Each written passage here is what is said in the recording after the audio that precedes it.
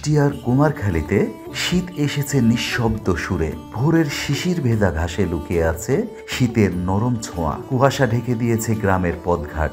মনে হয় প্রকৃতি নিজেই যেন লিখেছে শীত আগমনের কবিতা।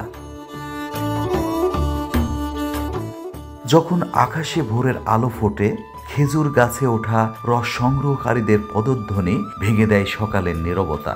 হাতে হাসুয়া, চোখে দক্ষতার ছাপ, গাছের কাণ্ডে কাঠ বসানো, চুঙা ঠিক করা আর নিচে কলস সাজানোর মধ্য দিয়ে শুরু হয় শীতের প্রাচীনতম এক রীতি।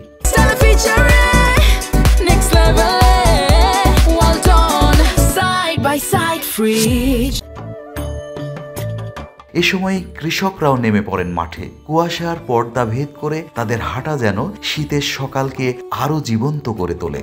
ধান, সবজি আর শীতকালীন ফসলের পরিচর্যায় ব্যস্ত তারা। মনে হয় মাটির সঙ্গে মানুষের এক নীরব ভালোবাসার আলাপ চলছে।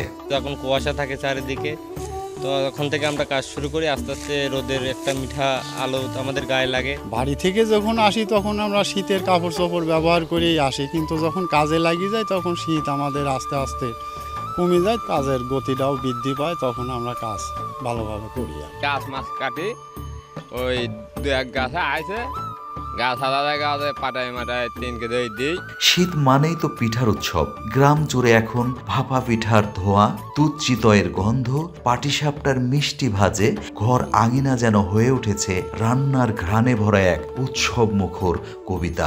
ম্যাক্সিমাম বাড়িতেই এখন দেখবেন পিঠা উৎসব চলতেছে। পাটিসাপটা বানায়, ধোপা পিঠি বানায়, চিতল পিঠি বানায়, আনন্দ করে শীতের ভিতরে খায়। পিঠা বানা দেয়, আমি খুব মজা করি পিঠা খাই।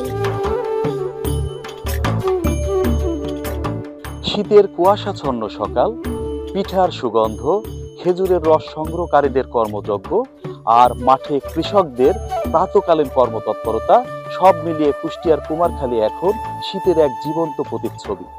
কুষ্টিয়ার কুমারখালী থেকে নিপু খন্দকার, মাই টিভি।